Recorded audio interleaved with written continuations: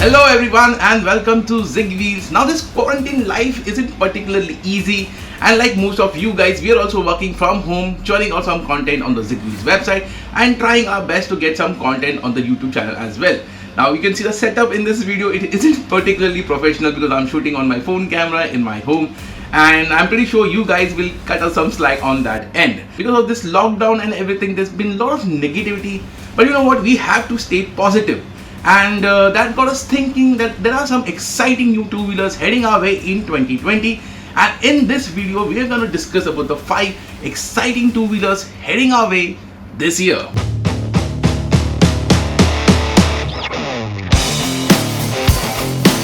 First up is the Triumph Tiger 900. The British brand has plans to launch 2 exciting motorcycles for the Indian market in 2020. The first bike is the Street Triple RS. In fact, it was supposed to be launched in March, but due to the coronavirus, the launch has been postponed.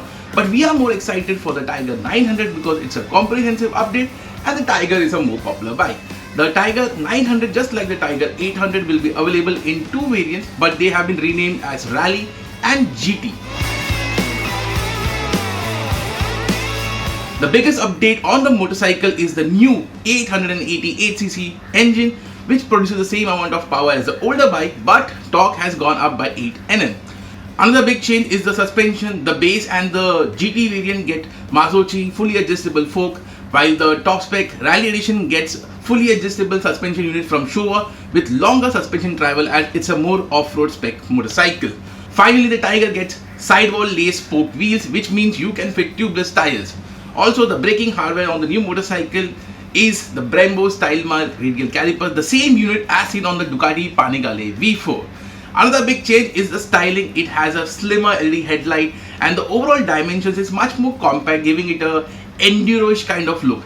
Personally, I like the new styling. What's your take on the styling? Do let us know in the comment section. In terms of electronics, the new Tiger 900 gets cornering ABS, 6 riding modes, also an extra riding mode called Off-Road Pro mode, and a bi-directional quick shifter, something that you get on the 390 Adventure.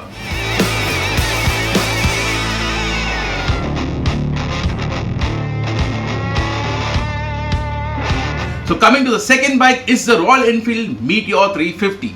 Now there were a lot of speculations on what the new motorcycle will be based on the J platform, and all the speculations were laid to rest because it's the new Meteor 350. The new motorcycle is basically the replacement to the Thunderbird 350X. You guys will be wondering, why did Royal Enfield go for the Meteor name and didn't stuck with the Thunderbird name?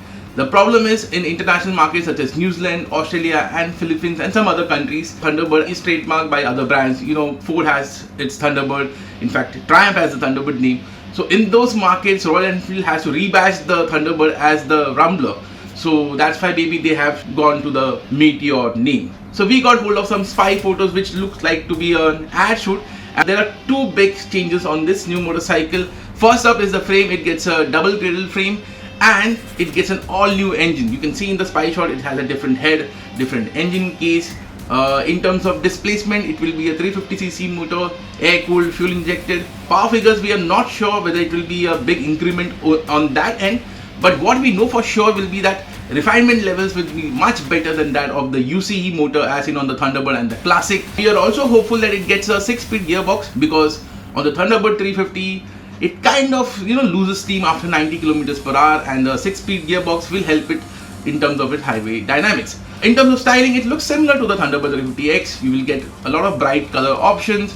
We can see that the console is different, but we are not sure how it will be, and there are rumors that the switch gear will also be new. But what we can see from that spy shot is that overall quality of the motorcycle is much better than what we have seen on the Thunderbird and the Classic. An interesting thing is that the Classic has always overshadowed the Thunderbird in terms of sales. It will be interesting to see whether the Meteor is able to change that. What's your opinion? You think whether the Meteor can make any kind of impact? Do share your opinions in the comment section.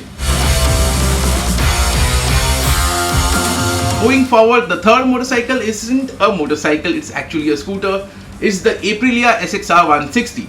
Now this scooter was the highlight of the 2020 Auto Expo. To be very honest, it wasn't a big feat because there were hardly any new launches or any brands at the Auto Expo. But you know what? Kudos to Aprilia for getting us a new product which they call us as a cross maxi and not a maxi scooter. In terms of styling, at the front you have the Aprilia RSV4 inspired split twin LED headlights with LED DRLs, which gives it a very nice imposing look from the front. The rear though isn't as comprehensive as the front, but we must say that it looks proportional because of the 12-inch wheel on either end, something that the Bergman Street didn't have. In terms of features, we think it will get a all digital instrument console, USB charger. The scooter that we saw at the expo was a pre-production prototype, so very less information on that end. Aprilia also hasn't given out engine specs, but we expect the scooter to be powered by the 160cc motor as seen on the new SR160. One of the biggest problems for the SR160 we faced was the stiff suspension, and we are hopeful that the new suspension on the SXR160 is much more better than the unit on the SR150 and the SR160. In terms of rival, it doesn't have any direct competition. The Suzuki Bergman Street is the only scooter that comes close to it. Kymco was supposed to launch a maxi scooter, but that brand has kind of literally disappeared from the market. Moving forward, the fourth motorcycle, the Honda CB500X. Now Honda has some big plans for performance bike enthusiasts in India, and one of the biggest news is that it plans to bring its 500cc range of motorcycles to India. And among the 500cc range, the motorcycle that has got us excited, the CB500X. If you go through the spec sheet, it isn't a particularly impressive motorcycle on paper. The 470cc motor produces slightly more power and torque than the KTM 392. But the magic of that motorcycle is the way in which it delivers the power in a very linear and stress-free manner. PD has ridden the motorcycle and he swears by it, and that's one of his dream motorcycles. So that's why we are excited for that motorcycle.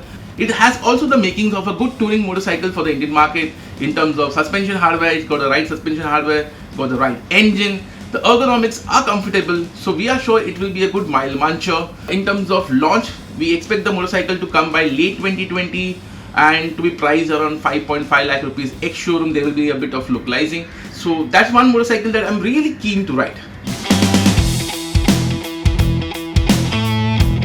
Going forward, the last motorcycle is the KTM 790 Adventure.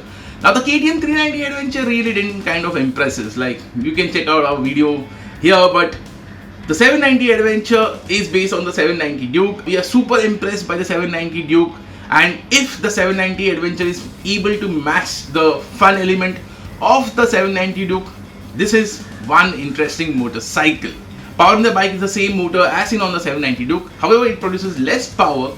But one thing that is very good is that the torque is available at lower RPM, so it will have better low-end performance. In terms of hardware, it gets 21/18 setup on the front and rear spoke wheels, again tubeless tire compliant, long travel suspension, fully adjustable. In fact, the seat height of the 790 Adventure is lower than the 390 Adventure, so it will be slightly welcoming for shorter riders.